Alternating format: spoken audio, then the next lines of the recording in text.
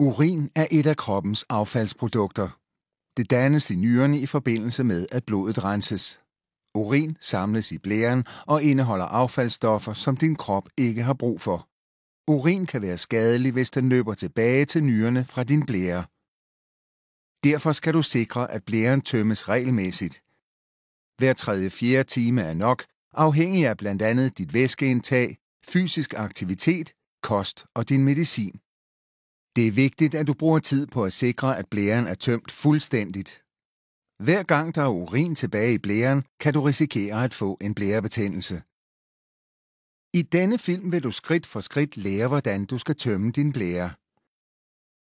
Det er faktisk ret simpelt, men kræver selvfølgelig lidt øvelse.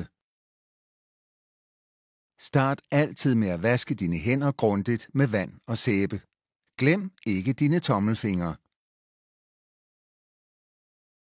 Kontroller, at du har alt, hvad du skal bruge, før du går i gang. Du skal bruge et kateter i den rigtige størrelse. Du skal muligvis også bruge sæbe med en pH-værdi på 3,5 til 6,0, nogle vatrondeller og et spejl, der kan sættes fast på dit lår. Stil dig ved eller sæt dig på toilettet i den stilling, som passer dig bedst. Hvis du er i stand til at lade vandet, så prøv altid, inden du bruger et kateter.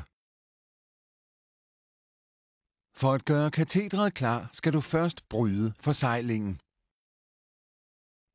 Hold katetret lodret. Tag fat med den anden hånd om hylstret og bryd forsejlingen mellem de to hylstre ved at dreje dem i hver sin retning. Træk de to hylstre forsigtigt fra hinanden, indtil der lyder et klik, og kraven på katetret bliver synlig. Vip de to hylstre forsigtigt fra hinanden. Det nederste hylster kan tømmes for vand og gemmes til senere. Katetret er nu klar til brug.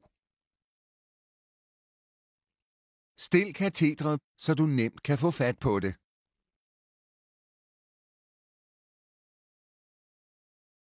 Pas på, at selve katetret ikke rører din hud eller dit tøj.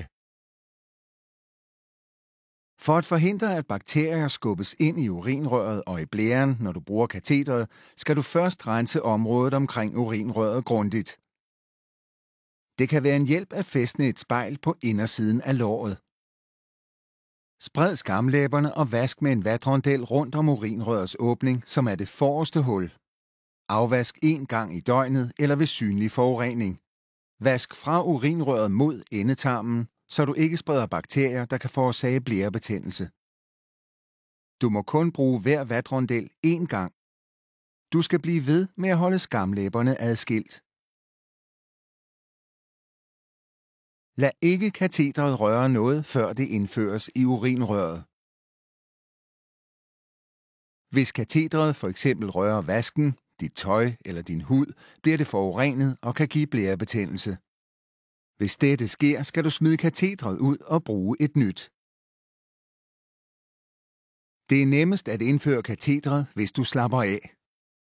Katetret indføres i urinrøret med rolige bevægelser. Det er vigtigt, at du ikke rører ved selve katetret, men holder på håndtaget under indføring. Hvis du ikke rammer urinrøret første gang, skal du starte forfra med et nyt kateter.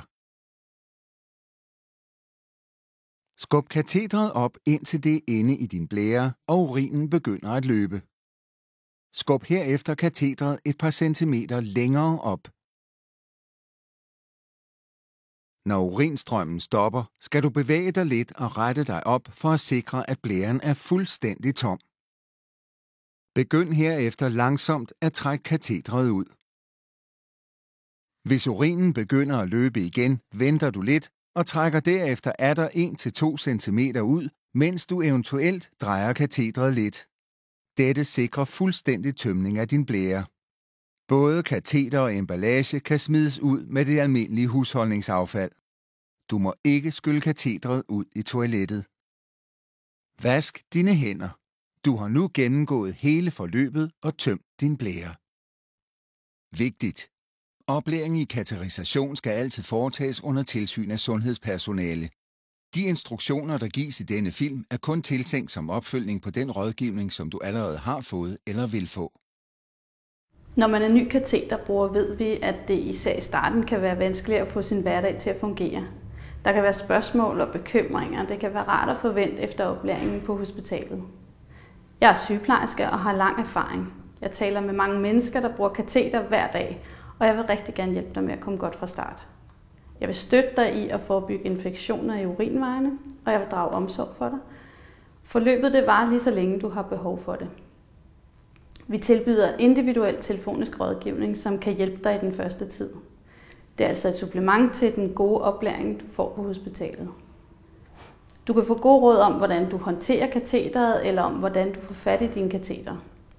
Det er nemt og hurtigt at tilmelde dig på vores hjemmeside.